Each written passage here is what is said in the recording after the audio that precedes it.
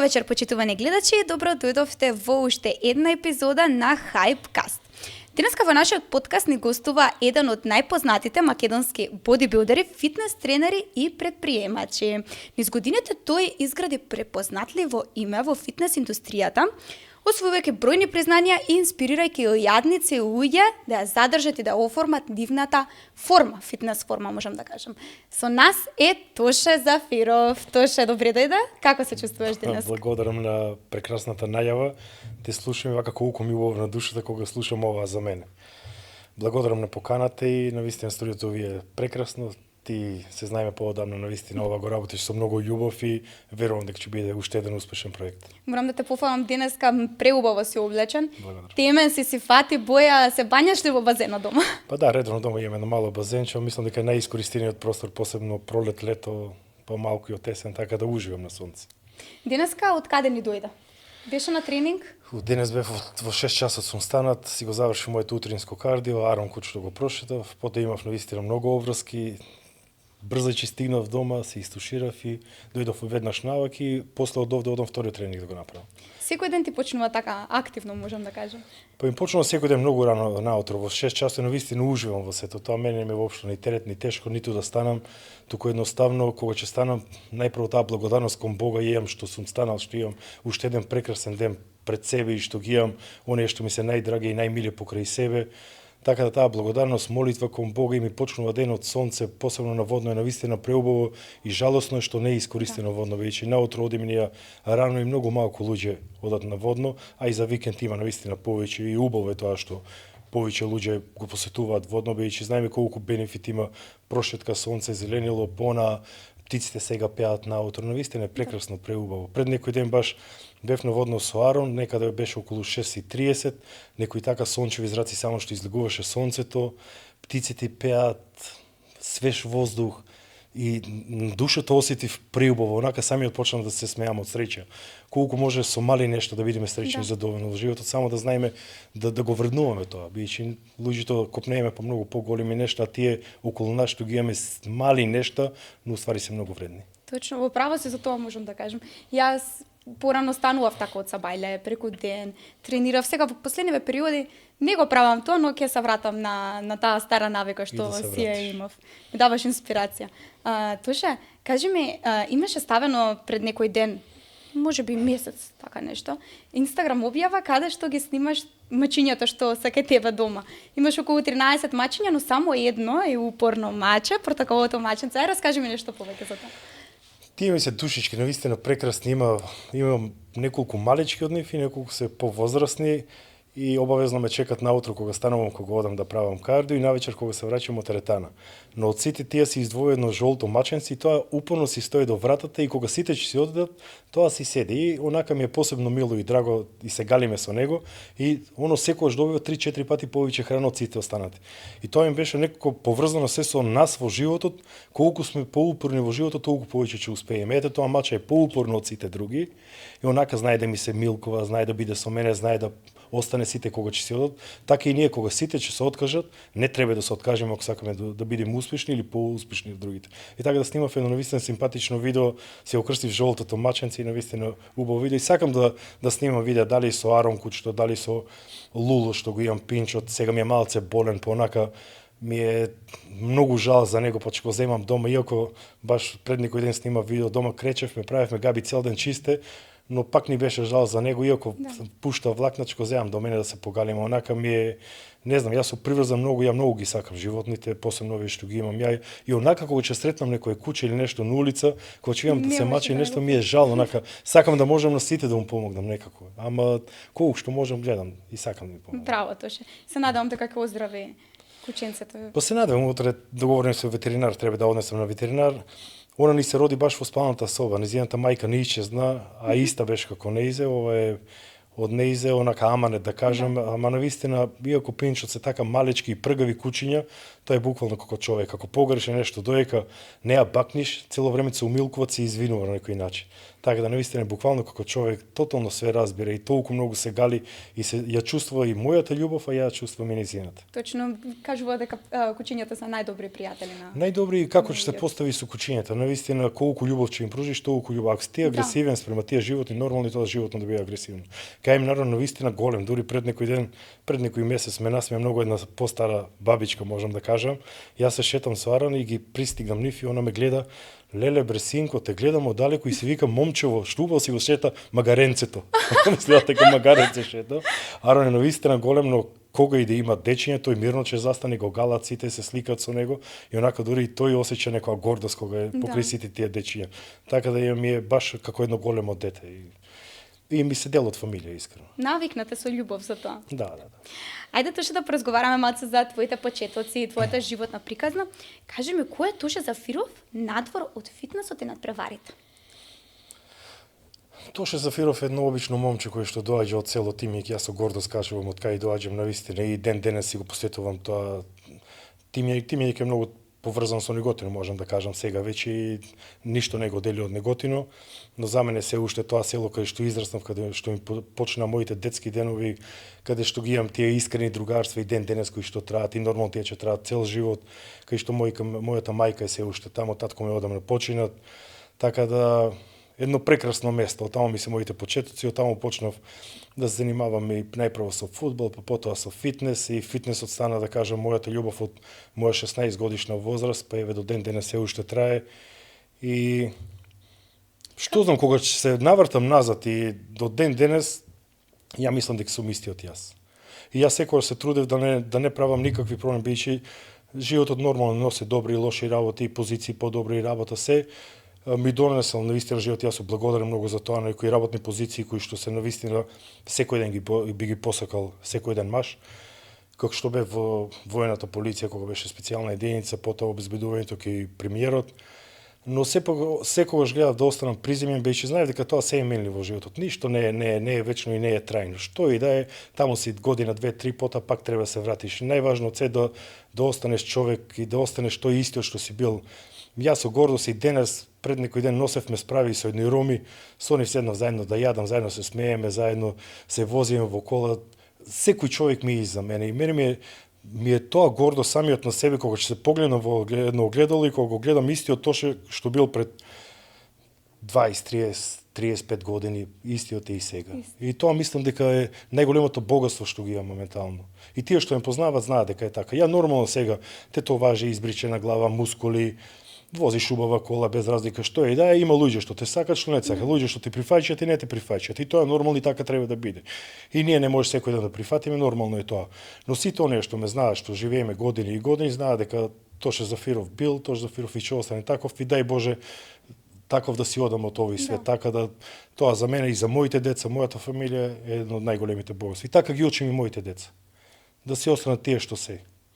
А имало ли некој предрасуди за тетоважите? Дали некој човек така што не те познава дека си ти Тоше Зафиров, ти има дојдено, ти има кажано нешто лошо? Нормално, да, сите обично што не се знаеме, кога ќе запознаваме и секој ме тоа многу подруга слика има за тебе. Сега луѓе што и јас порано кога ќе видев некој кога бев помлад, некој со тетоважи, избричена глава, мускули, вратари, нели, побично беа тие луѓе на врата што работеа, имав некоја лоша слика за нив. Но никој не знае дека ова е само, мислам, луѓе што повеќе не знаат дека ова што го имам на себе, ова е со многу години, многу работа, многу труд и ова што сум го изработил со моја физичка активност. А сето ова што го имам на себе има нешто што го имаш тука и овде. Да. Тоа е тоа што го контролира сето тоа. Од дома како имаш воспитување, како си созрел низ животот, колку работиш на себе, колку ствараш, колку правиш, каков човек стануваш. Во суштина тоа е многу побитно. Мускулите се нешто само што не го движи телото и само што го гледаме визуелно. А се она што го имаме ние длабоко во душа, така да тоа е многу побитно.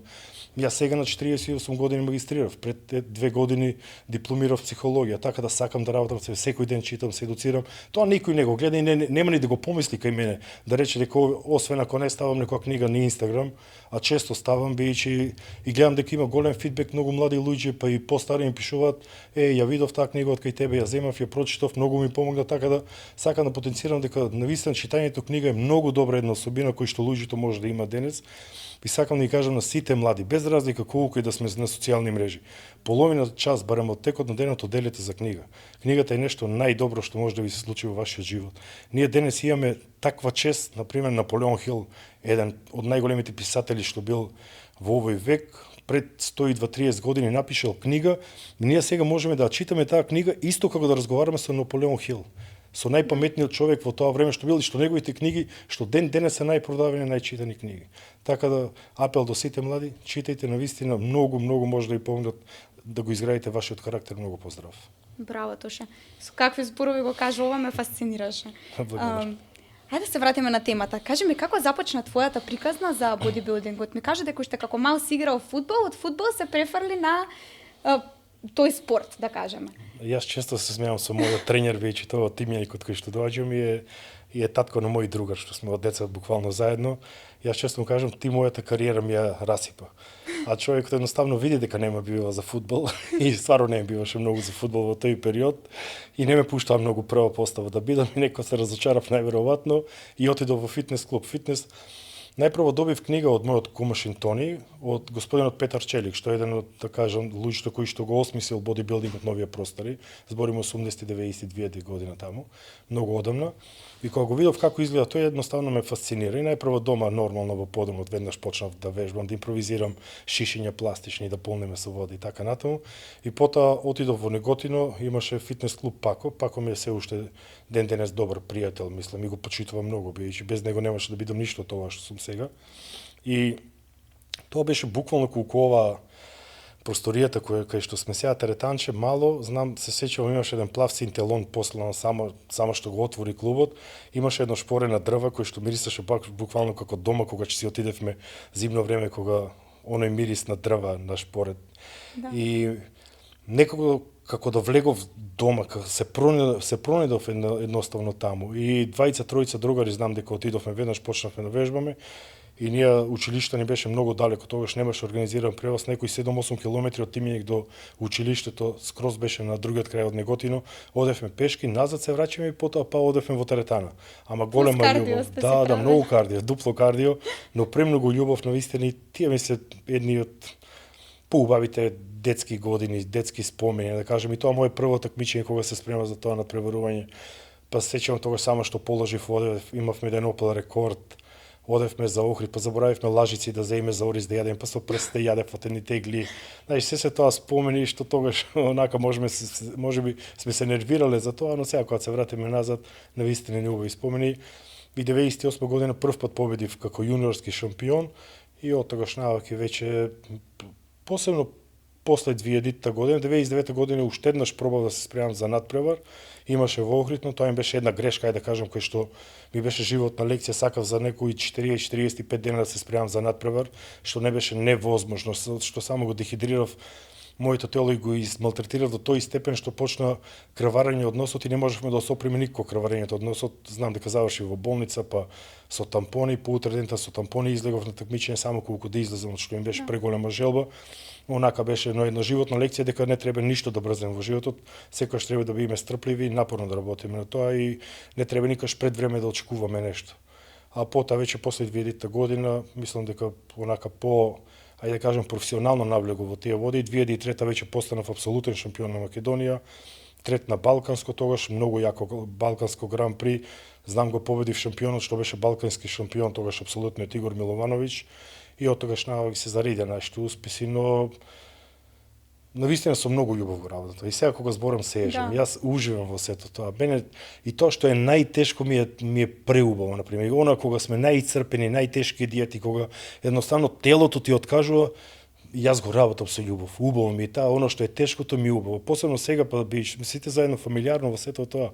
Навистина една успешна фамилиарна приказна. Сите меѓу себе се поддржувате, па сите работите заедно. Да, има тешки моменти, сепак ти треба 2 пати во денот да вежбаш, треба да броиш секое зрно ориз, треба да знаеш колку вода ќе испиеш, треба колку пилешко месо да идеш, колку белки. Сега ти вежбаш макотрпно, навистина телото е истрошено, си одиш дома и треба да изедеш 3 галети и 200 грама пилешко месо. А освен тоа не смееш ништо повеќе. А не да си јаде, се плаче. Цела вечер само отвараме фрижери и затвараме. Само да видиш. Да видиме што има. Да ти го засити мозокот. Да. Точно сега, например, ако ги вратиме годините од твојот последен надпревар и се вратиш наназад кон твојот прв Ица, погледнеш како си изгледал на почетокот и како изгледаш сега. Какви чувства имаш? Какви емоции преводуваат кон тебе кога ќе разбереш колку се имаш поминато низ животот? Може би физички кога се гледам, не толку, но кога ќе го погледнам мојот зид на гордост, ја што си го викам, кај што имам повеќе од 60-70 пехари заедно со Габи и Ангел освоено, тогаш се осеќам навистина горд. Биче, јас често знам да кажам, во животот може да ти зема цену, успехот не може да го земе никој. Тоа е нешто што си го градал со години и години, со многу труд, со многу работа. И нормално, моите прво такмичење било со некои 80 килограми, се сеќавам тогаш, моето прво надпреварување, или 78, а сега последното надпреварување беше негде со 103-104 килограми мускулна маса. Така да некои 110 килограми, например, сега што ги имам, таа е некоја мускулна маса што ја одржувам низ цела година. Така да горд сум навистина, се што имам направено, горд сум што имам работено навистина со едни од најдобрите тренери во светот, горд сум што сум можел да учам од нив, горд сум што Господ ми овозможил да отидеме во Америка да вежбаме со најголемите фитнес звезди. Кога бевме во Лас Вегас, например, во теретаната во Dragon Gym, таа теретана е многу познат билдер, Флекс Луис, и буквално сите на Олимпија што се спрема беа во таа теретана. Тоа е исто како еден млад фудбалер кој што го сака премногу фудбал, да отиде и на ист терен да бидат Меси, Роналдо, Суарес, Безра, сите тие звезди што така и ние, сите оние што гледавме по видеокасети, исписанија, YouTube сега беа сите таму достапни. И сите можевме да разговараме, заедно вежбавме со поголем дел од нив, заедно со Милош Арчев и многу од тие што беа познати тренери и звезди. И навистина горд сум на себе што ми овозможил Господ да го доживеам тоа. Биче многу малку луѓе се благословени за такво нешто. Сите го сакат спортот, сите вежбат, сите се трудат и јас сите ги почитувам, биче знам колку е тежок овој спорт, но сите си имаме некој животен пат што не носи некаде. Така да ние 3-4 пати бевме во Америка и навистина тоа е преголемо искуство. И кога си нешто што премногу го сакаш и кога ќе го достигнеш што е, да кажеме, некој врв што е во фитнес, во бодибилдинг, навистина чувството е прекрасно. И можам да кажам дека сум горд на себе кога ќе се вратам на моите 17-18 години и сега на моите 48 години. А кои беа најголемите жртви кои што си ги направил на почетокот за да стигнеш до тука? Дали постоело нешто такво? Освен тоа што си морал да одиш по долг пат за да стигнеш до теретана, да пазиш на исхрана. Дали постоеле некои поголеми жртви? Дали си морал да се откажеш од нешто? Порано искрено кога одев на подкасти и многу кукав и се жалев дека сме имале тежок пат, сме биле жртви на ова, жртви на она, дека не знам ваков пат ориз ми јадел тоа, па сме имале ориз, па сме немале ориз. И потоа размислувајќи, посебно кога правам кардио, па не сум бил никаква жртва. Јас сум бил, хајде да кажам, благословен човек што сепак сум имал родители да ми испратат во Скопје, дали било 5 кила стек, дали било пакет ориз, дали било 2 пакета јајца, сепак некој имало да ми испрати и да ми помогне. Во моментот ми текна колку луѓе го нема тоа, колку луѓе немат родители, колку луѓе немат огниште, колку луѓе се сами, колку луѓе немат финански средства. И сите поминуваме низ некаков тежок пат. Тоа е пат што само ме направил појак да бидам денес. Да го ценам, да го вреднувам многу помалите нешта. И сватив дека никаков тежок пат сум немал. Јас сум имал благословен пат, што сум имал такви прекрасни родители што им поддржувале во тоа време. И тие работи треба да ги цениме ние. И сите млади треба да ги ценат тие работи. Да се ги почитуваат и да се ги сакат родителите. Бидејќи колку ние ги сакаме, толку и нас и утре ќе не сакат. Пример, мојата мајка ми е најголема гордост.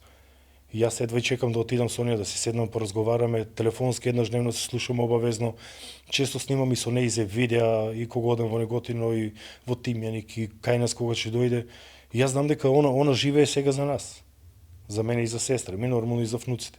Но јас сум тие што и сум звезда воделката. Она кога беше болна од корона, секогаш што ми ја кажува, јас кога бев, ти сите кажаа дека нема да преживее, бидејќи има диабетис и срцето и беше слабо, но ете Господ и даде сила преживее. И секогаш ми кажува, ја единствено само тебе те гледав и кога бев во кома. Значи тоа е нешто што ни дава сила и што треба да ни бидат некои животни лекции. Точно. Кажи ми, ајде малку да смениме темата за дисциплината, малку да збориме. Што за тебе значи дисциплина?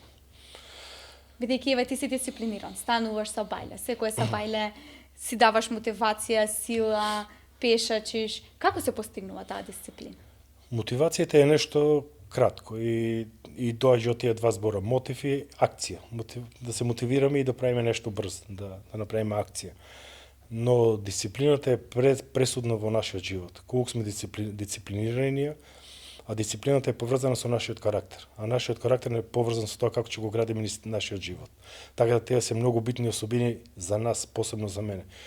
Јас навистина го имам тој карактер, јас некои работи што сум си кажал самиот во животот, например, дека нема никогаш да се коцкам, нема никогаш да пробам дрога. Јас стоам на тоа. И јас нема да го направам тоа биче, нема да се погазам никогаш самиот себе.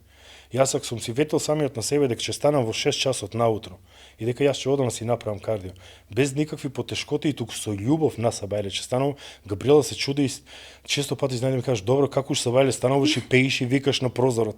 Да, и снимам видеа. Мене ми убаво, отворам прозор, зеленило, воздух, сонце, станувам рано. Убаво ми, тоа е мојот карактер што сум го изградил низ годините. И јас навистина уживам во сето тоа. Инаку мотивацијата е нешто кратко што може да не мотивира денес, утре да започнеме со нешто било што, но ако нема дисциплина да биде тоа еден долг процес и кој што навистина низ годините ќе бидеме доследни ние на нашиот карактер и нашата дисциплина, нема да бидеме успешни. Туку се откажуваме и сече почнуваме одново и одново. Јас не почнувам ништо одново. Мене ми е животот тој што ми е уназад да се свртам 30 години, тој сум си јас. Ја некој кој ќе ми каже, цел живот ли да јадам јајца. Па јас 30 години јадам јајца, доручок, па се уште ми е убаво. Можам да сменам варено, пржено, со урда, без урда, белка, со жолчка, без жолчка, но тоа ми е. 30 години го јадам тоа, знам дека за мене е најдоброто тоа. И зашто би работел нешто што не е добро за мене? Зашто би јадел бурек и јогурт кога знам дека ова ми е подобро? Внесувам здрави масти, протеини, сето тоа. Така да тоа е карактер, тоа е дисциплината и треба да бидеме доследни на самите себе. И да си ветиме кога се погледнеме во огледало, да си кажеме самите дека сме си го одржали на нашето ветување. Јас сега често работам малку темата, че јас смениме со овие што одвикнување од коцка. И често им давам пример. Јас сум си ветил на себе.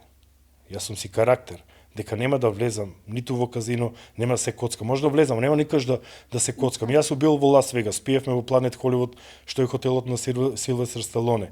Тоа е казино, целиот хотел, стануваме, јадиме, доручкуваме над преверите, све се таму, цел ден сме во казино.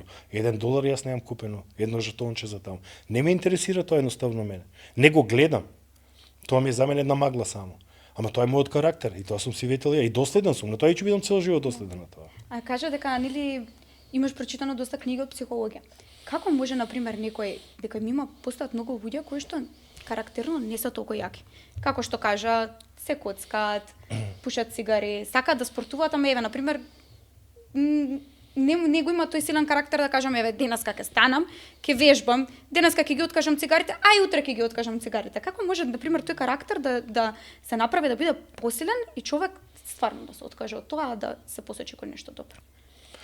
Јас сум гор што работам со неколку луѓе навистина кои што беа во тешка ситуација и сега веќе после 4-5 месеци не разговараме веќе за коцка, разговараме точно за ова сега ти што кажа.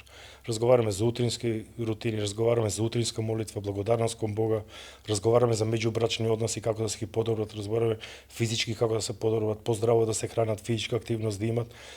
Треба работа.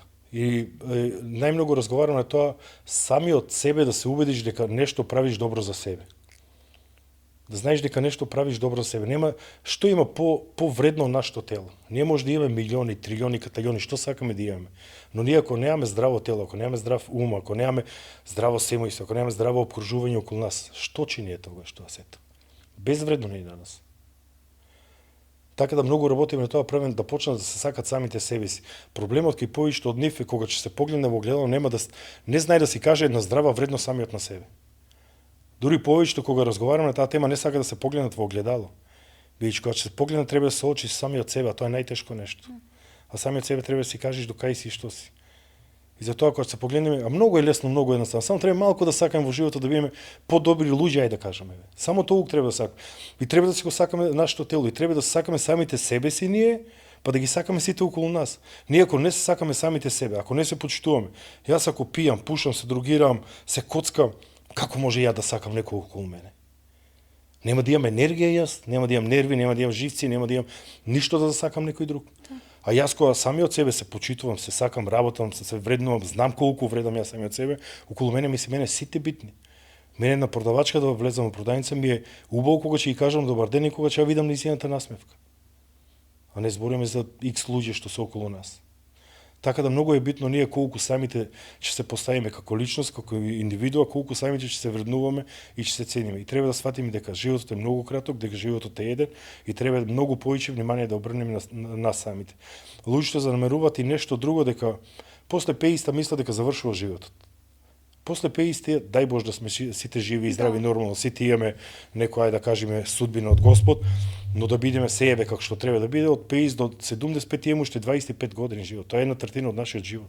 Кај што може да кажам дека се едни од најубавите години, кога веќе се деца пораснати, внуци, едно друго, тука кај што имаш слобода, пензија, кај што можеш релаксирано да видиш.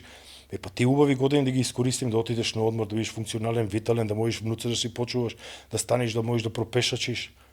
А повеќето луѓе го занемаруваат тоа. Живеат со мотото животот е еден. Абе да, токму, баш така. Животот е еден, и една се живее. Ама зошто да не го проживееме сите поквалитетно кога може да го проживееме? Тоа се е до нас. Не е тоа ничи друг фактор. Не може да бараме изговори 300, може да покажуваме со прстот кон секој еден, но трите прста се свртени кон нас. Браво, Тоше. Не, стварно, ами така е. До 50-та година после дома. Јас се гордам на одиме на превари и гледам по 65-70 години баби, дедичко и мислам, а луѓето се не само што изгледаат, ајде да кажам физички добро, не добро, супериорно изгледаат. Туку тие луѓе колку се полни со енергија. Тие се луѓе најстречни од сите што сме таму на тела такмиче. Најнасмејани, најведри, се сликаат цело време со сите, одат разговарат, поделуваат своји искуства и така натаму и така натаму. И јас кога ги гледам тие луѓе, навистина се гордам и посакувам дај Боже еден ден и јас да бидам вака да доживеам. Но за да бидеш така треба да работиш на себе, тие луѓето работат на себе. Сега нормално тука и финански околности и многу фактори има, но сите фактори можеме да ги избегнеме ако сакаме нешто да направиме за себе. Само да не бараме изговор дека не можеме. Јас секогаш викам ајде да бараме изговор дека можеме нешто да направиме. Ако бараме изговор дека нешто можеме да направиме, тогаш сум сигурен дека може да направиме многу повеќе за нас. И навистина се гордам со тие луѓе и кај во теретана. Имам Мирче ми е 75-6 години, јас секогаш го земам пример. 100 кила крива на бенч. Секој ден во теретана. Помага на сите млади, оди им кажува, се скршила справа, зима ја заварува, праве одма све, полн со живот, полн со енергија. Тие луѓе ни се гордост на нас. Да. И пример како и треба. И пример дека животот не завршува на 50 години. Животот почнува на 50 години. Има уште многу, 25 години, 30 е многу. Пред некој ден среднав на водно, баш направив едно кратко стори за човекот. Човекот има 82 години, понеделник, среда и петок му прават диализа на човекот. Значи тоа е веќе навистина комплицирана работа. И тој му вика, добро, те гледам често на водно. Вика секој понеделник, среда и петок кога им прават диализа, јас доаѓам вика на водно, бидејќи после диализата се осеќам многу изморено, вика, утре дента не можам да идам, ама тие денови вика секогаш доаѓам, правам кардио, вика еве уназад 30-40 години. И вика тоа ме одржува. Да. Човек има 82 години, во ликот онака здрав, убава кожа, блескава кожа, црвено руменило, не. И тие луѓе ни се идоли, да кажеме на некој начин, кои што треба да се огледаме како треба да бидеме и ние. Точно, точно. Точно, кажи ми, дали успехот повеќе зависи од талентот или пак од работата? Затоа што многу кажуваат, например, 1% талент, а секојаш 99% работа, или пак може би е нешто поинако од тоа што го кажуваат? Па ја можам да кажам дека успехот зависи од две работи. Многу работа и Господ. Треба навистина и да го сакаш и да те сака Господ во некои работи, да се поклопат некои работи навистина за да бидеш и поуспешен. Ја многу верувам во таа, да кажеме некоја, да наречам космичка енергија, дека има некоја сила многу поголема од нас и кај мене тоа и физички би се докажало дека е така. Ајде да го спомнам, често пати го кажам, Кевин Леврон, например. Тој е еден од 5 најуспешни бодибилдери во светот што постои. Во златната ера на бодибилдинг се такмичил на Мистер Олимпија. Тој им беше идол и ден денес ми стои негова сликца залепено во спалната соба кај што се спиел во Неготино. После 20-25 години тој Кевин Леврон што бил мој идол како дете, ми е мој најдобар пријател, доаѓа кај нас дома овде во Неготино, во Скопје, со Блаже синот свира гитара, во Америка ние одиме кај него, така ми е еден од најдобрите пријатели. И сега како нема нешто многу посилно од нас. Господ, ја често кажувам, ми дал, например, на мене, јас не можам да не бидам благодарен на тоа. Ми дал јас, Габриела и Ангела да бидеме првата фамилија во историјата на Мистер Олимпија која што излегла на тоа такмичење мајка, татко и черка. Јас затоа викам, јас сум благословен од Господ тоа да го доживам. Милиарди луѓе има што тренираат на оваа планета. Милиарди. Но ете токму јас сум тој што тоа најмногу го сакам да го работам, што тоа најмногу години сум се жртвувал за тоа и го работам со полна љубов. Доживав заедно со мојата сопруга и мојата черка. Јас кога почнав да вежбам, таа не била ни родена, а денес да бидеме заедно на бина. И не можам да не бидам јас неблагодарен човек. А секој што е благодарен човек не може да биде лош човек. И не може да помисли на лоши работи. Ја затоа викам, многу не е битна благодарноста кон Бога и утринската молитва. Да. И секогаш кога ќе станеме тие две работи навечер кога ќе легнеме да ги направиме. Тогаш ќе се поврзиме со некој многу посилен од нас. Точно. И ќе осетиме во душата внатре колку може да бидеме подобри луѓе како луѓе. Бидејќи ние ги занамеруваме тие мали нешто сите околу нас што ги имаме. Јас извини че те прекинав. Пред некој ден, зашто викам треба постави ми прашање, остави ми. Пред некој ден се враќаме од пазарувавме со Габриела и влегувам дома, се уште беше зимото ладно. И онака парното си работи, дома топло, прво нешто што им падна на памет, фала ти Господе што имам топол дом и што го имам семејството околу себе. Што има поважно од тоа? Колку луѓе во моментот немаат топол дом на себе, колку луѓе има раселени, колку војни се водат, колку сиромаси има. А ние го имаме тоа. Што ми треба на мене повеќе? Ми требаат милиони, трилиони, каталиони, не ми треба. Ми треба да имаме пристоен нормален живот. Сите работиме за пари, нормално и јас работам. И сакам да работам и заработувам. Но јас заработувам само да ми го олесне животот, да ми биде полесен животот. Ништо повеќе. Мене не ми требаат нули во банка. Мене ми треба да бидеме среќни, весели, фамилијата да ми околу мене. Да отидеме на одмор, да одиме на такмичење овде, да може да си купиме тие намирници што ни треба, да може да си платиме сметки, да можеме да еднаш вапти да отидеме на некоја убава дестинација низ светот. Тоа е убавината на животот за мене. Тоа што сакам да ти го кажам, не е битно само да веруваш, зашто вербата без дела пак е ништо, да кажем. Да се молиш секое утро, да се молиш секоја вечер, да разговараш со Бог, да му дадеш топлина и љубов и секако да он ќе ти го отвори патот. Да, тоа што сакаш да чекораш. Да, често им кажам и со овие што работам, не треба само да кажеме молитва. Да. Не треба само да се помолиме. Да се заблагодариш. Треба да почувствуваме во душата тоа.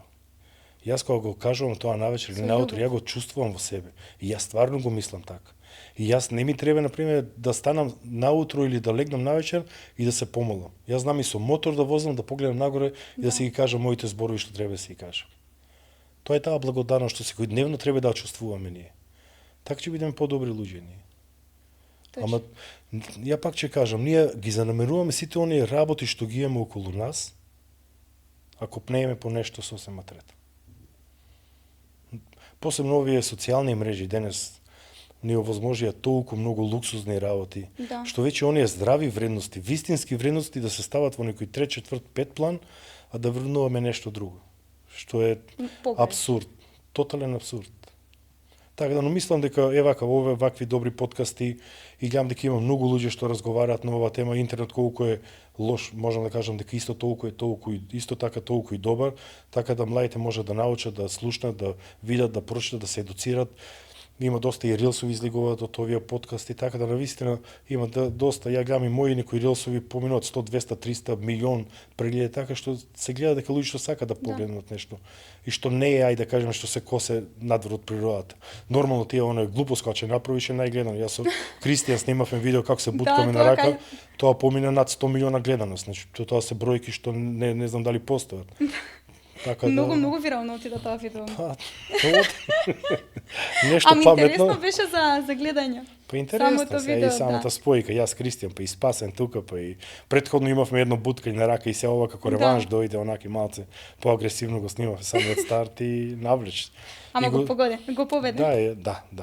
И сега бев кај него на подкаст исто снимавме еден добар подкаст, така да Кристијан си е човек приказна за себе, така. Тој има многу поминат во животот и ми е интересен како лик, онака секогаш кога и да се видиме со него, има приказни, иако знам дека ме лаже, на пример, поголем дел од нив, ама сепак тоа интересно го прави сето тоа, така да, а многу работи се и вистина кои што сметаме дека се лага, така да не знаеме нешто да.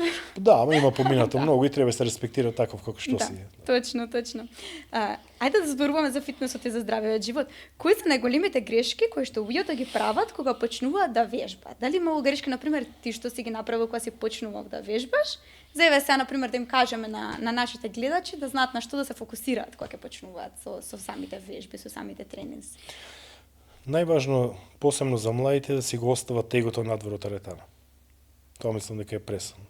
Бидејќи посебно кога се помлади 16, 17, 18 години, нормално 20, 3, 4, 5 другари во теретана, и се надпреваруваат повеќе кој повеќе ќе крене, да.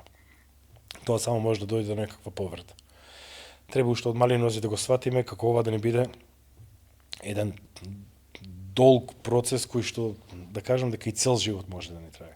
И треба да ни бидат идоли луѓе кои што се долги години во сето ова. Сите и посебно апел до сите млади да го измегнуваат оној брз пат. Нема потреба од брзи нешто во животот. Сето тоа може да се постигне со малку стрпливост, повеќе работа, малку карактер, повеќе работа на себе, малку храна, повеќе вежбање, па и повеќе храна, и се така и така повеќе и повеќе да работим на себе. Сите посегнуваат по оние брзи средства денес што се сакат побрзо да стекнат и мускулна маса и се, но со тоа само може да си го уништиме здравјето и тоа да биде нешто краткорочно да направиме, дали за на плажа, роден ден, имен ден, било што да е, но потоа да се вратиме 10 пати полошо тоа што било, и плюс на сето тоа може да се нарушиме нашето здравје. Навистина денес имаме премногу, имаме добра храна, имаме добри суплементи, имаме преголем избор на здрава храна, вкусна храна. Имаме денес здрави палачинки, здрави сендвичи, све имаме, здрави чоколада протеински, напитоци протеински, БЦА, ја што уште не. Навистина жалосно да не се искористите сето тоа, туку само да се оде да се бара оној брз пат. Само полека, стрпливи, работа на себе и резултатите ќе си дојдат на себе. А што е поважно за почетокот, исхраната или тренингот? Све е исто е. Многу луѓе кажуваат 50 исхраната, 50 тренингот. Ја често знам да кажам 100% е кај мене. Треба да бидеш дисциплиниран 100% и на храна и на тренинг доколку сакаш да успееш. Едното без друго не оде. Ти ако се храниш лошо, можеш да вежбаш колку сакаш. Ако внесуваш повеќе калории од колку што можеш да потрошиш, не можеш да ги потрошиш. Тие се таложат во тебе. Дали во маст или било што. Така да треба да имаме, не мораме сите ние да бидеме билдери, ја често го кажувам тоа. И не мораме сите 100% да се придржаваме кон таа храна. Но еве нека биде 50-60% од тоа што сме го јаделе, нездраво, сега нека биде 50-60% здраво. И кога на сето тоа ќе убациш и тренинг, па на сето тоа кога ќе убациш и кардио, веќе ти правиш 2-3 добри работи плюс за тебе што е. Така да со тек на време ти како ќе видиш дека се чувствуваш поубаво, изгледаш подобро, физички си подоминантен и нормално се тоа да те привлекува и повеќе да бидеш дисциплиниран и да внимаваш на себе. Тоа ще кажи ми како од спортист стануваш успешен предприемач? Па, уште кога почнав да работам во војната полиција и потоа кога влегов во МВР, во Министерството за внатрешни работи искрено не се пронаоѓав таму дека ќе бидам цел живот. Да. Тоа едноставно го гледав, да кажам, некоја скала која ќе ми поврзе една работа со друга работа, каде што ќе ми олесне, да кажем, на некој начин сепак е тоа се работни позиции кај што запознаваш луѓе, контакти, идеи за бизнис и така натаму и така натаму. И уште тогаш веднаш почнав да отворив уште 2005-2006 првата ретана во Неготино, но таму бејќи сите ги познаваме, сите ни се пријатели, другари нема на кој да наплатиш, и 2007 ја префрали овде во Скопје. И уште во тоа време размислував приватен бизнис што да започнам нешто, бејќи знаев дека еден ден нема да бидам во МВР.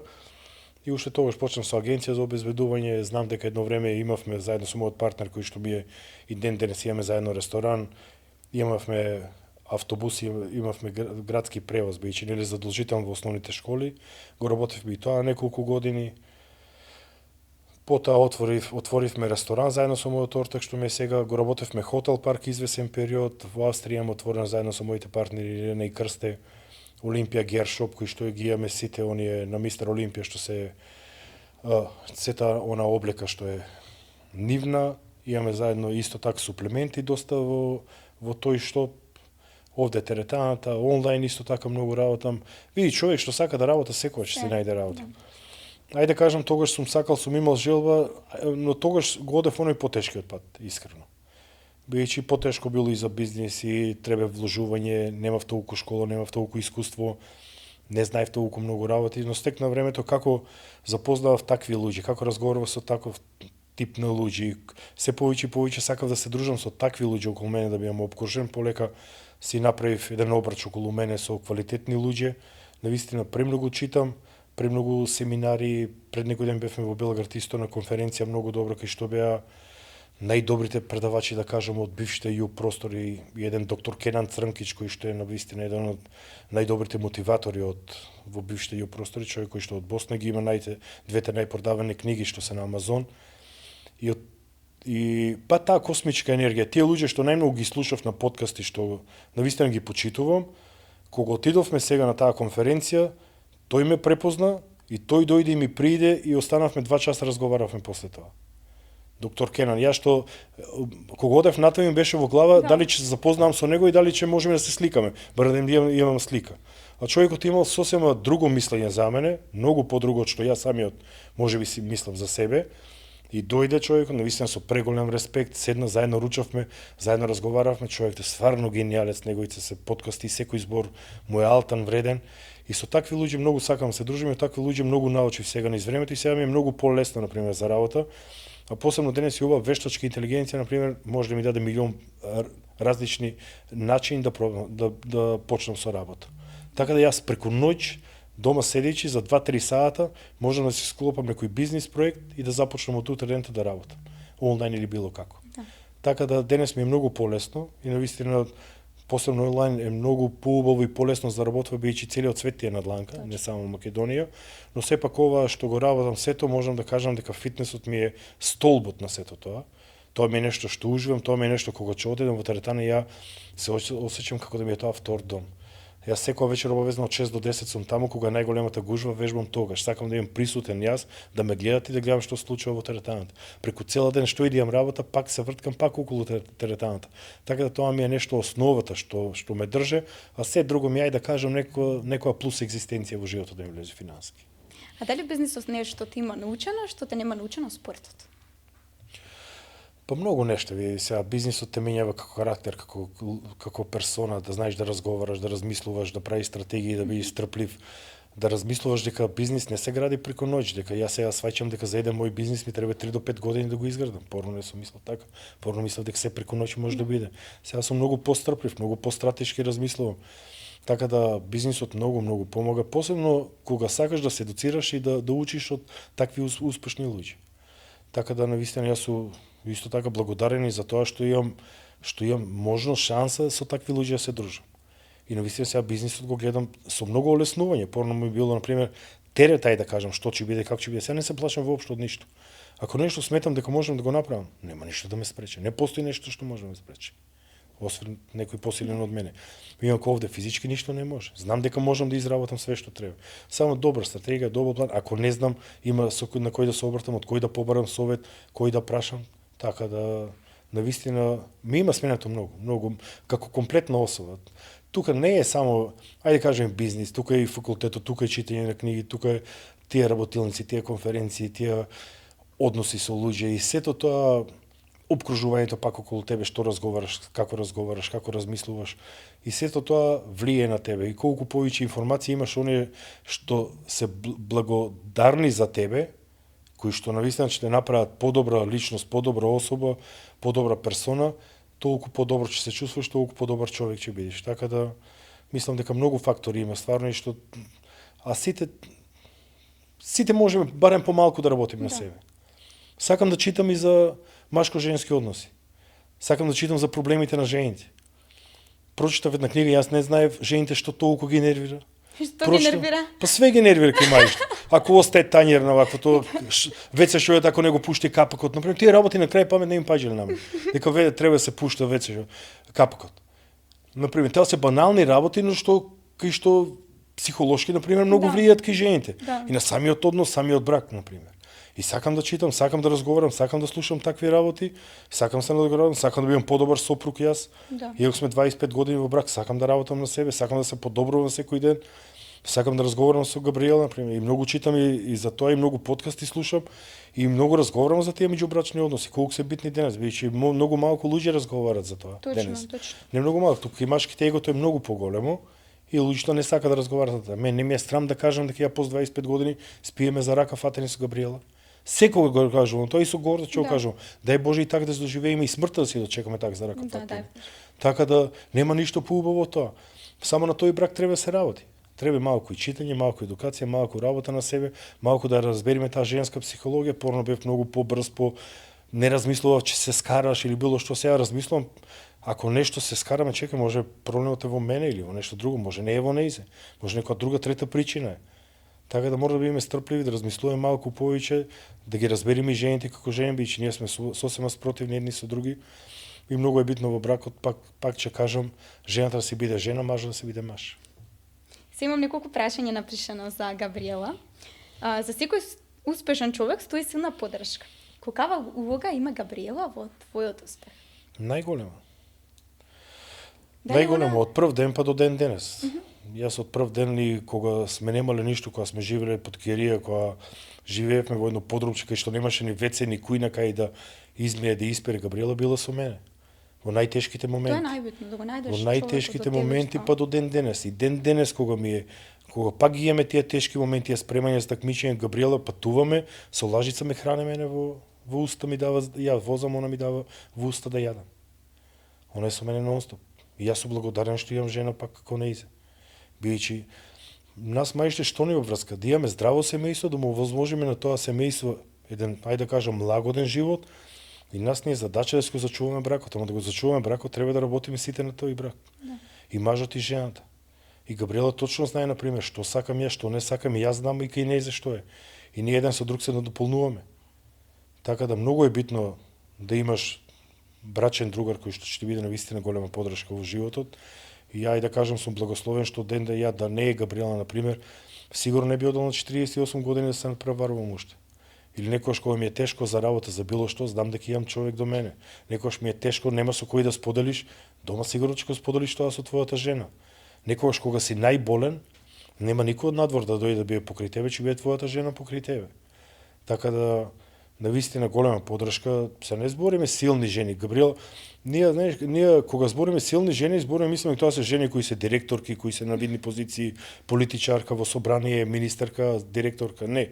Силна жена за мене е Габриела, жена која што станува во 6 часот наутру, оде на работа, се враќа од работа, доаѓа дома, се спрема храна за мене, за децата, за кучиња, мачиња, за сите.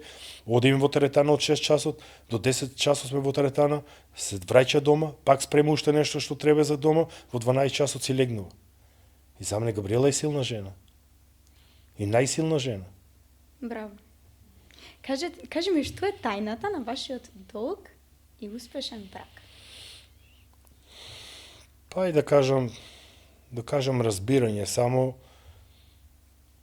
може би требало време за да се разбереме еден со друг. Но мислам дека љубовта е пресудна, но збориме за најискрена љубов која што ќе ја чувствуваш кон својот партнер. Не само да кажеш дека те сакам, туку да го почувствуваш тоа навистина те сакам. И кога пред се тој партнер ќе ти биде најбитен во животот. Не надворешни влијанија, туку тој партнер. И да се работи исто така и на таа љубов. Бидејќи љубовта може да биде нешто првично што може да трае година, 2, 3, 5. Но ако не работиме на таа љубов константно, и ние како мажи, и жените како жени, и жената ако се запостави, ако не се средува, не се облекува, легнува до тебе било каква навечер, нормално дека тука ќе настанат X причини, дали мажот или жената да почне да размислува за друга или друг. Затоа треба да бидеме ние нон-стоп едни со други. Ја често знам да кажам, јас најубавиот парфем ми е во спалната за Габриела. Нема шанси јас си легнам да не се средам како маж да легнам до Габриела. Не би си го дозволил тоа. Исто и Габриела. Ја не треба да чекам да е 8 март на Габриела да ја испратам една голема мечка или една ружа или било што на работа. Или кога си дојде од работа да ја гушнам, да ја пакнам, да ја кажам дека сакам. Или денот да ни почне со порака, злато те сакам јас тебе. Да знае дека има некој дека мислиш и дека некој те мисли. И преку ден некој да каже дека те сакам. Нема поубаво тоа, да знаеш дека цел ден некој има што те но искрено те мисли. Не да ти пишува дека те сакам, а да пише уште на 10 души дека ги сака. Туку тебе дека те сака и ти не изе дека сакаш. Така да мислам дека тоа е многу важно во бракот, да се работи, да се сака искрено, да се почитува. Почита е многу исто така многу битно еден кон друг. И мажот да се биде, пак ќе повторам, маж. Не сега мажот да алфа маж, понаде доминантен, да глуми лудило и било што. Туку да има некој баланс. И мажот да се знае што се неговите обврски и да помогне па на жената, а и жената да си знае неговите обврски и да помогне пак и таа на мажот. Многу жени денес ги зема и машките обврски и се натрупа милион обврски на себе, а се запоставија себе си како жени. Бидејќи веќе имат премногу обврски, и женските обврски, и машките обврски. Фатија, и сите, јас не сум слаба жена, јас можам сама, со тоа јас можам сама, само повеќе се трупаш обврски, немаш време за себе, немаш време за ништо, така да мислам дека треба да има еден компромис, еден баланс во животот, едно разбирање, да се надополнуваме еден со друг и така може да биде долг и успешен бракот. Браво, тоа што го кажа. И то не напишано, не напишано. Не напишано, кажано од себе. Стварно е така, браво, Тоше. Пример си можам да кажам за сите. И треба да бидеш пример Боже, за да слушат. Јас сега спремам трета моја книга, која што премиерно ќе кажам се вика Машка Библија, која што буквално во книгата опишувам се како треба да размислува мажот, како треба да се однесува и со жената, и со семејството, и со деца, и со родители, и со пријатели, непријатели. Буквално сите, а и жените е добро да прочитат таа книга, да сватат некои работи како мајшите се чувствуваат, бидејќи некогаш мајшите може да имат X проблеми други, а кај што не може да ги кажат на своите жени. И сега тој си доаѓа дома замислен, забајден целиот и нормално прво нешто што ти паѓа на жената и има некоја друга, мисли на некоја друга. И тука почнува веднаш тој неспоразум помеѓу нив двајцата, почнува онаа нервоза, почна дофрлање, почна карање и од тоа веќе доаѓа до многу големи караници. И затоа тука треба тој разговор. Треба жената искрено да му прииде на мажот и мажот искрено да разговара со него. Со разговор се надминува се. Но треба да сакаме и треба стварно да прочитаме некогаш, и ја многу работи сум ги прочитал, па за денес да знам да ги применувам во мојот брак, така да секогаш треба. Ова книга мислам дека многу мажи ќе може да се пронајдат и навистина ќе биде. Да, ќе биде една книга која што навистина дај Боже да помогне на многу бракови, да може да спаси многу бракови. Бидејќи денес, на жал, се повеќе сме сведоци колку браковите траат кратко, година, 2-3, луѓето едноставно не се борат за тој брак, туку гледат како некој махинално нешто дека ајде, ако не ќе најдам друг, си одам ки мама и ки тато и тоа, а бракот е свето нешто, не поврзува Господ тука Бога, заедно треба да бидеме добро, викаме во добро и во лошо, и треба да го надминуваме сето тоа. Се не дај Боже, доаѓаат икс ситуации кај што стварно двајца карактерно може да се разминат. Но сепак ако работиме и ние двајста на себе, мислам дека сето тоа може да се надмине. И само љубов, слога, почит. А вие со Габриела како наоѓате, на пример, да поминете време заедно покрај сите тие обврски што ги имате? Епа, вежбаме заедно, одиме заедно во теретана, се враќаме заедно, заедно легнуваме, секој викенд сме заедно, излегуваме заедно, на одмори одиме заедно. Да. Бевме минатата година месец дена во Дубај, месец дена во Порто Рико, заедно ги поминувавме, така да ние сме нонстоп заедно. И гледаме колку што она е до 3,5 часот на работа, Габи, се враќа во негде на околу 4 часот од работа, јас ја чекам дома и тоа ми е време кај што 1 час одморам, ние се фаќаме за рака и легнуваме еден на друг спиеме. Потоа стануваме, одеме во теретана заедно. Гледаме секое време колку што може да го поминеме повеќе заедно. И мене ми е убаво со неј заедно да бидам јас. Да. Мене не е некој што гледам да ми е пречка или да ми одбивне или да не сакам со него. Туку едва чекам да бидеме заедно. И да отидеме заедно на пат, да се прошетаме некни Белград, бевме за викенд, привоз и поминавме. Така да уживаме заедно кога сме. И многу не поврза што многу веќе работи заеднички правиме, заедничко исто размислуваме. Така да веќе и годините си го прават тоа. И 25 години сме сепак ние во брак, например, 2 деца големи имаме израснато и заедно сме и благодарно само кон Бога и за ова што го имаме едно здраво семејство околу мене. Сепак многу малку луѓе и тоа денес го имат. За мене вистински маж не оној кој што створил милиони, трилиони, што направил коли, куќи, згради, туку за мене е оној прав маж кој што успел да се зачува се семејството живо и здраво и покри себе да биде. И својата сопруга да може да се ја зачува. Дали некогаш сте имале сериозно несогласување околу кариерата или околу било што друго и, например, вака преку разговор да се го разрешите или кој прв попушта? Абе, нормално, сега јас ајде да кажем, тој период кога бев во војна полиција, и тој период зимавме некои 12-13 денара плата. Многу беа мали плати на почеток, потоа ги зголемија. На почеткот беа многу мали кири, мали деца овде во Скопје и тежок живот. Работев на врата во маната тогаш тоа диско беше, Колосеум, Хавана. И потоа кога влегов во Министерството за внатрешни работи, кај обезбедување во 6 управи, наједнаш голема плата, околу 1000 евро, не знам колку зимавме, и се ланче кога се покондуре, знаеш како е тоа, да, кога се облече веќе од опинци чевли, и тука веќе мисле дека сете негове. Тој период, ајде да кажам, некој им бил побурен, бидејќи не ви самата работа тогаш ми наметнуваше многу работа, многу малку бев дома. А тогаш ни се роди черката Ангела и јас знам дека за черката Ангела на пример не можев да направам ни мекици, бидејќи бевме на работа тогаш со премиерот работев, нонстоп 24 часа работевме и навистина тој период, ајде да кажам дека бил некој побурен период, навистина цело време одсутен од дома, само она 2 деца, навистина тоа е за една овде жена што нема ни мајка, ни татко, ни свекор, ни свекрва, никој да ја помогне, цело време да биде сама, тоа е сепак и нервозен и стресен период и се. Но сепак ете заедно сме успеале да го надминеме сето тоа, пак колку толку со некој разговор, па да сметам дека тогаш не сум ни знаел сега колку сега да правам разговор, кој знае што сум зборел, но ете сме го надминали, најверојатно со разбирање и со таа љубов што ја зборам. И тој период кога беа помалите децата и потоа 2010 веќе кога дадов отказ од Министерството за внатрешни работи, имав многу повеќе време да се посветам и на себе и на Габи и на децата, така да од 2010 навеќе можам да кажам слободно дека живеам мој втор живот, ајде да кажам. Тоа било само и секој ден му се благословувам на Господ што сум откажал од Министерството за внатрешни работи и што сум си го купил сега сето ова време. Бидејќи времето е најскапа валута што може да имам. Јас имам време неограничено денес. Така да тоа е нешто, ајде да кажам дека неограничено богатство. Кога имаш време, имаш се. Точно. Кажи ми, Туша, дали си построг татко или пак си построг како тренер? Ни така не сум строг. Не си строг? Мисле дека сум строг. Абе, види, јас сум свој карактер и кај мене децата го знаат тоа, например, сега си држим до своји принципи и сето тоа.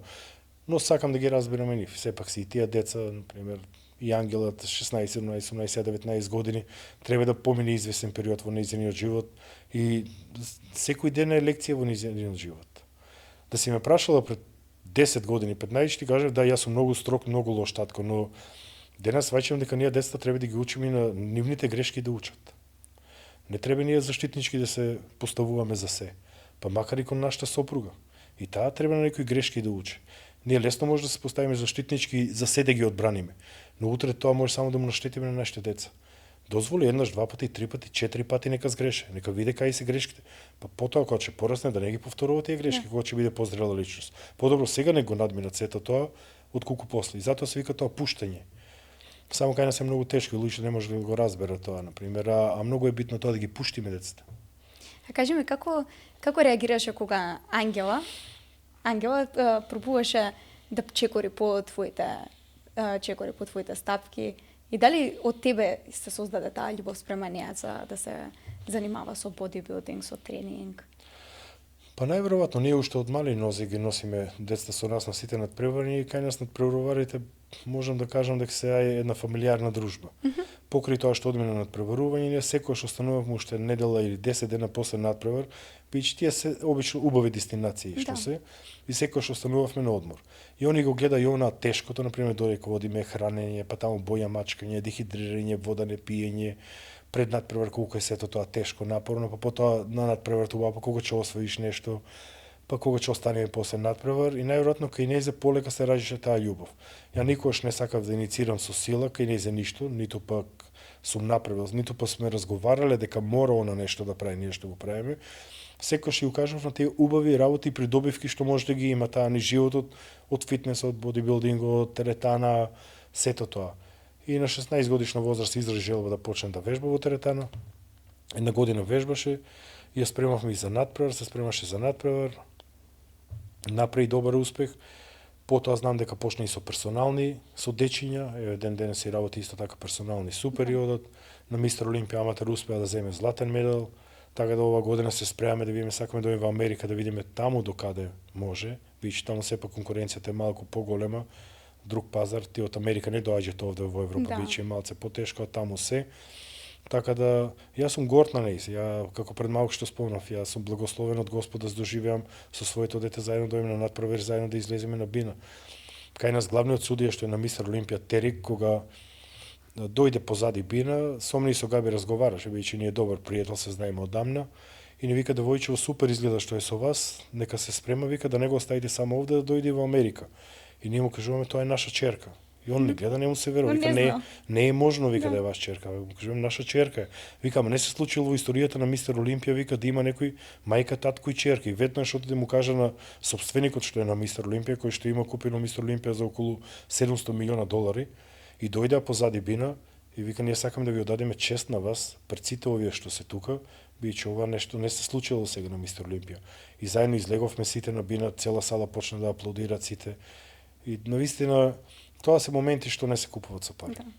Тоа е нешто што само можеш во душа да го доживееш и дај Боже сите такви убави моменти, секој на свој начин да се ги доживее. Јас кажам, тоа е најстречниот и најголемиот медал што може да ги имаме освоено, заедно со Габи и со Ангела да сме на таа бина. Браво, ајде да се надевам оваа година со нови успеси. Тоа е најбитно, љубовта да го сакаш тоа што го правиш, па и фамилиарно поврзани. Се треба да работиш со многу љубов. Да. Се што работиш во животот треба да работиш со многу љубов. Се. Ја по последните години сватив дека колку повеќе љубов пружам, толку повеќе љубов ми се дава на мене. А Тоше, што би ми кажал ти на Тоша сега пред 20 години? Би му кажал да чита повеќе, да се едуцира повеќе, да се дружи со поуспешни луѓе, да работи повеќе на себе, бидејќи ова што го достигнав на 48 години, можел да го достигнем на 38 години. Тоа би му кажал. Инаку, тој пат што го одев, истиот пат пак би го одел. Да. Само овие работи би си ги подобрил на себе.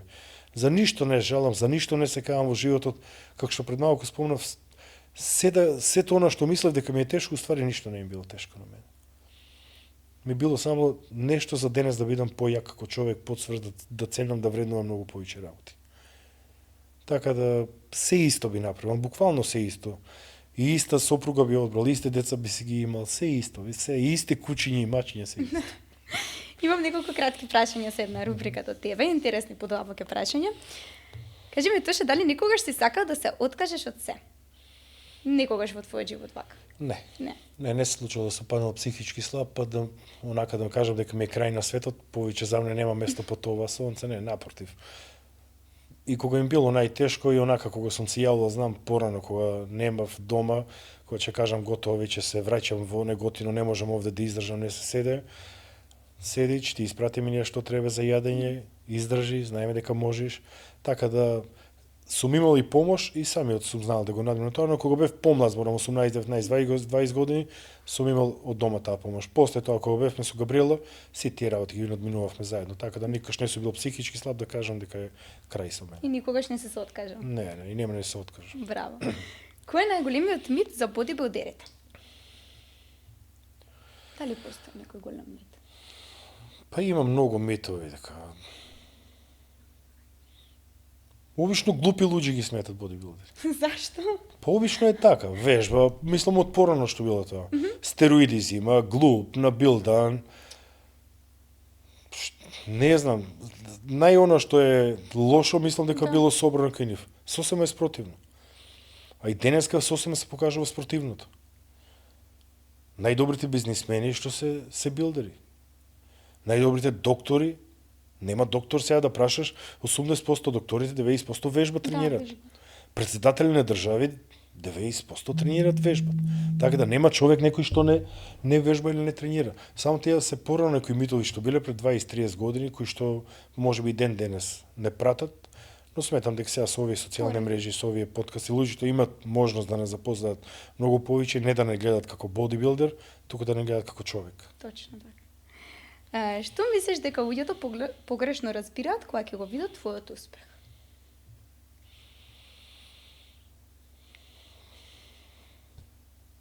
Не знам искрено. Све е погрешно. Кога ќе погледнеш мене, све е погрешно. Секој има погрешна слика некој. Никој ја нема таа реалната слика за мене. Гледа мускули агресивен, гледа челава глава тепач, гледа убава кола возиш крадел, гледа куќе убаво живееш со базен, лопов, лопужана, партиски, она, знаеш, се она што може етикети да се налепат на еден човек, се она да оцрниш еден човек, верувам дека го има и кај мене. А никој не знае во суштина как сум го стекнал сето тоа. Колку сум работел, колку труд, колку време. 30 години работам јас на себе, 30 години работам на мојот бизнис, 30 години работам на мојата фамилија. И јас сум кажал, ја како што сум си ветел дека нема да пробам во животот коцки и нема да се дрогирам, сум си ветел дека нема да ги посрамотам моите деца додека сум жив. Нема ништо да направам нив да ги покажат со рака. И ја јавно тоа го кажувам и стоам за сето тоа. Може да пишувам, може да зборе кој што сака, но нека дојде еден од тие нека ми каже со еден аргумент. Ти си го направил тоа, поради тоа си такво или било што. Така да знаеш, кога работиш нешто многу години, кога знаеш каква ти е душата, знаеш што си постигнал, знаеш ни што си поминал ти сами од себе, не ме допира, веруј, ништо од тоа. Може кој што сака да збори, може кој што сака да пишува на социјални мрежи, може кој што сака какви коментари. За мене има само 5 релевантни коментари што се. Од Габи, мајка ми, сестра ми, Блаже, Ангела и Господ. Никој друг. Небитно, ама тотално небитно. Не допира до мене и немам причина зошто да допира до мене. Сега некој седнал и пишува нешто, треба јас да се замарам за него. Постојат многу луѓе. Ама многу убав ми е животот, така да немам време да размислувам и не размислувам, веруј, за такви работи. Ниту читам коментари, ниту ме интересират. Не ме интересира. Неретко може да ми залета некој, ако пред некој од YouTube клип од мене излезе или нешто, ако има некој првичен коментар. Тогаш, а инаку да влезам да читам коментари негден. Ма не, што ќе ми е. Се нема случајно никош да се караш по коментари? Никогаш. Јас во животот се нема случајно да напишам лош коментар на некој. Тоа да. Еве, и стоам за тоа јавно го кажам. Ама постојат што не ги знаат доволно, другите луѓе пишуваат различни коментари, особено на Facebook. Луѓе кои што се неисполнети психички, ментално, финансиски, фамилиарно, со деца, со односи самиот со себе, кои што се погледна во огледало, се мразе сами од себе и тој сета она душевна храна и во наоѓа некој ако наврде на во коментари, тој мисли се тоа си е хране душа и дека направил кој знае што добро за себе. И тој живее со тоа. Денес ќе ме наврде, мене утре тебе, трет, четврт, пет. Гледам сега Стефан Лазаров, човекот стварно работеше, праеше донации, куќи, едно, се познаваме многу добро, гледам колку лоши коментари има. Ја викам, дај Боже, ние сите да сме како него, како Стефан Лазаров, и сите да направиме по една куќа, да се собериме во оваа држава, ние ќе бидеме најдоброто место за живење. А не да уговараме и да пишуваме. Тоа е најлесно да направиме нешто. Ама наместо за тоа, така да си станувам со вајле, си пеам, си уживам, си живеам во животот, си го уживам животот. Секој ден позитивно гледам колку што може поубаво да им помине. Она што е негативното, веруј дека е пролазно. Порано ме допирало. Сега не дозволувам како пред мен да имам еден штит кој што ме штити од сето тоа. Да. Онака баш небитно. А тој ќе кажем еден ден кога луѓето ќе зборуваат за тебе. Зашто би сакал најмногу да запомнат за тебе? Па дај Боже да ме запомнат по убави работи, што имам помогнато на луѓе, например, из мојот живот. Имат навистина многу. Не, и сега неблагодарно за сите тие да зборуваме, да пишуваме, да се величиме со нив. Јас знам и тие знаат луѓе што се. Така да добрите дела позади нас да останат. Ево ова што го правиме, дали утрински рутини, вечерни рутини, било што да е нешто добро, барем еден човек да сме променили ние во нашиот живот, па сме направиле нешто добро за себе. А најважно од се ми е што ќе ми каже мојата фамилија, моето семејство, моите деца што ќе кажат, моите внуци утре што ќе кажат, дали су бил добар дедо, лош дедо, и она што ќе остане напишаното за мене дали е добро или лошо. А до сега што е она, еве Джемини што кажува е добро, така да окей сме. Точно како за крај би сакала да поразговараме на тема стероиди, бидејќи стероиди и суплементи, бидејќи денеска многу млади сакаат да додека вежбаат да применуваат, да користат суплементи и стероиди. Кажи ми колку се добри суплементите и стероидите за едно тело, а колку лоши? Вака, тоа се две сосема различни компоненти, суплементи и стероиди. Да. Кога збориме за суплементи, тоа се додатоци во исхраната. Да. Значи збориме протеин, БЦА, глутамин, креатин, ЕА и така натаму и така натаму. И тоа се се добри работи кои што ние не можеме да ги внесеме во доволно количество, кога трошиме многу, например, без разлика за кој спорт да се работи, и добро е да се внесат тие. Наша регенерација, опоравување, мускулна маса и така натаму и така натаму. Додека она што го збориме за анаболици, тоа е сосема друго нешто, тоа се лекови кои што се злоупотребуваат И јас не му препорачувам на никој, апсолутно на никој, посебно млад човек, да посегне по такво нешто, како што кажав, тоа е нешто, некој резултат што можеме да го направиме брзо, но исто така да си наштетиме на нашето тело за цел живот, да не можеме да се бавиме со било каков спорт. А не дај Боже, и многу полоши последици може да има. Така да, има анаболици што може да се земат, например, но тоа се на 45-50 годишна возраст и тоа со надзор од доктор, тоа е TRT терапија, која што е навистина една, да кажеме, од подобрите терапии кои што се применува низ целиот свет, но тоа се прави под надзор на доктор, се прави со сите мерења на сите параметри што се кај мажот, и на основ на тоа му се дава таа TRT терапија, тестостерон реплейс терапија, колку треба да зима. Тоа е окей, но сепак пак ќе повторам, под надзор на доктор. Се што секој млад сака да земе до 20-30 години, јас му гарантирам дека само си го уништува своето тело. Ќе направи брзи резултати, да, но исто така тоа уште побрзо ќе го изгуби, не само што ќе го изгуби, ќе го дуплира тоа што го имал, нема да го има. А какво мислење ви имаш, например, за Бака Прасе, бидејќи он знаеме дека сега моментално користи стероиди и нонстоп на своите лайв стримови го нагласува тоа и некако им изразува желба на младите да сакаат да земат и они. Пака за Бака Прасе како персона, како личност, како бизнисмен, како човек, го има сето тоа, го поседува и навистина му си многа капа. Човек што направи, што знае од се да направи пари. И знае да го пропагира тоа, тој луксус на највисоко ниво и го живее тоа. Но од друга страна мислам дека е роднина на ѓаволот и дека сето она што го прави навистина е едно големо зло за сите, не само млади, туку и постара популација. Најпрво кога ги рекламираш тие стероиди, тие хормони, пептиди, не знам што уште не таму кај него, навистина правиш големо зло, бидејќи многу луѓе ќе посегнат многу млади по тоа и многу млади ќе си го нарушат своето здравје. И цврсто стоам за тоа дека ќе си го нарушат многу млади своето здравје. Гледајќи го, Бака Прасе дека тој има резултати, тој може има резултати, но тој исто така има и многу пари, има со многу луѓе да се советува, има многу доктори што може да стојат позади него. Така да треба да гледаме малку пошироката слика, бидејќи тој е магнет за правење пари. Тој може многу пари да направи тоа, но многу животи да уништи. Исто така тој што ја рекламира коцката. Со таа коцка, исто така се уништуваат семејства и семејства. Јас работам со такви луѓе секојдневно. Тоа е најголемото зло што може да биде денес. Тоа се такви трагични ситуации, такви трагични фамилии, уништување на цели фамилии, уништување на цели семејства, уништување на родители до крајност, позајмување од лихвари, од брзи кредити, заложување на куќите на родителите, разведување, негрижа за своите деца. И сето тоа треба јас да го рекламирам за пари. 200-300 евра сум земал месечно и треба се гордеам со тие пари, а да уништам илјадници животи.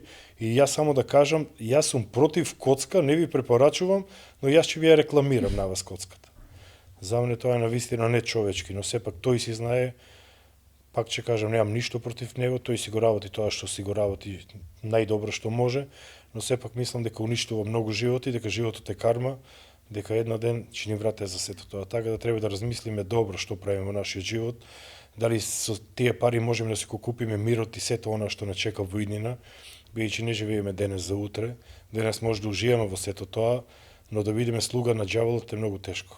Има една книга што е Надмудрување со ѓаволот, еве ќе му препорачам на Бака Прасе да се ја земе и да ја прочита од Наполеон Хиле и да види како тој слугува на ѓаволот. Да, може ќе се промени. Ако ја прочита, дај Боже. Ја му посакувам се најдобро, искрено, ама мислам дека треба да се промени. Тоа што ти благодарам вечерва што беше мој гостин, што разговаравме на прекрасни теми. Се надам дека гледачите ќе останат до самиот крај да ги слушнат сите овие убави разговори, убави теми на кои што денеска разговарав.